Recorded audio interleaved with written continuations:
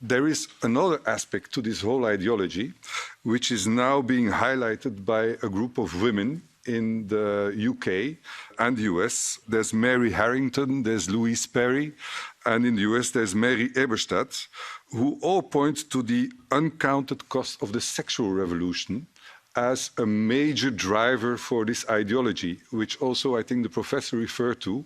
It's the disintegration of families and family life as a foundation of Western society.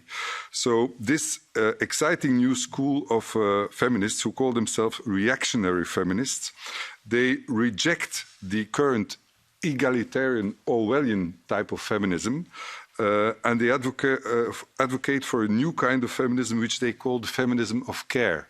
Now, as this whole ideology seems to have started with 1977 with the Combahee River Collective, women have always seem to me to have played a very important role in the promotion of this ideology.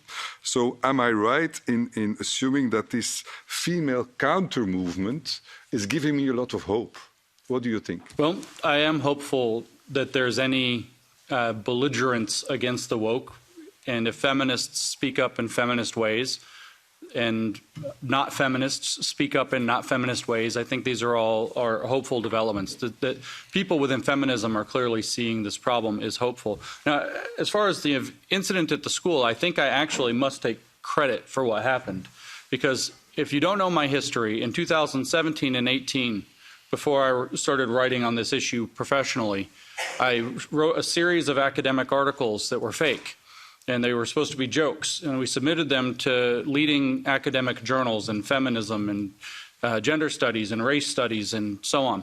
And one of the articles we wrote actually suggested exactly this pedagogy. It's called the pedagogy of discomfort, and we suggested that the the teachers should begin to abuse white male students to teach them about how they are oppressors and to give them the experience of oppression, but we should do it compassionately.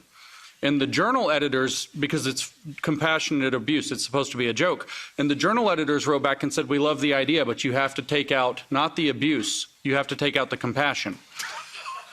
Because that threatens to recenter the needs of the privileged, to use the technical jargon. And that's actually why I do what I do now, is because I looked down the road. If we think of that moment as a gate, and a path runs through that gate, I think that road ends in genocide. And if you're saying that you must use abuse as education and compassion for those you're abusing is not allowed, you're in a bad direction. And so I quit my job and dedicated my life to studying and talking about this issue on that day when I got that review. Now, I am always, unfortunately, wary. Feminism is a complicated topic. I'm always wary of taking feminists as co-belligerents because it's a complicated topic, and there are more types of feminists than there are types of animals on the earth, I think. And there are liberal feminists, and there are choice feminists, and there are radical feminists, and there are sex-positive feminists, and there are sex-negative feminists, and they all hate each other. And the problem, though, is at the heart of any feminism, since at least Simone de Beauvoir, is gender criticality, the criticism of the idea that gender roles are somehow connected to the sex underneath them. One is not born but becomes woman, she wrote. And she said you have two choices. You can become woman on the patriarchy's terms, or you can reject the patriarchy's terms entirely and become a woman independent of them. But unfortunately, biology got wrapped up in the patriarchy's terms. And so what you have is the constructivism, that's a fancy word, the idea that gender is a social construct, but that it somehow can stop when you get down to biological reality. But I don't think that's true. I think that, again, I have to use jargon, I apologize. I think that, let me explain the jargon. As a man, I have certain chromosomes, I have certain organs, I have certain gametes, in particular sexual cells. That's called primary sex characteristics. As I go through puberty, I develop a masculine body, I grow a beard, my shoulders broaden, my hands enlarge. These are called secondary sex characteristics. I think that many of the things that get called gender, not necessarily all, but many, are tertiary, third order sex characteristics. They don't just correlate with sex, they derive from sex.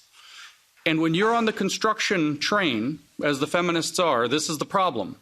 Eventually, someone will come along and say, you want to maintain biology, but you believe that gender is socially constructed, and therefore, you have no reason to believe in biology, and you're merely doing politics through biology. And so we have to abandon that. And so I am hopeful to see this awakening and this belligerence against woke from the feminist movement that bills itself as feminism. But I'm wary if they haven't abandoned the constructivism at the heart, because we hear, I don't know if it's an expression in Europe, of the slippery slope. It's a slippery slope. Constructivism is always a slippery slope because it believes that the phenomena that we see in the world are constructed by political power and who has access to political power. And so anybody who wants to take the next step merely has to accuse you of being a conservative, and then you have to take the next step or be ignored.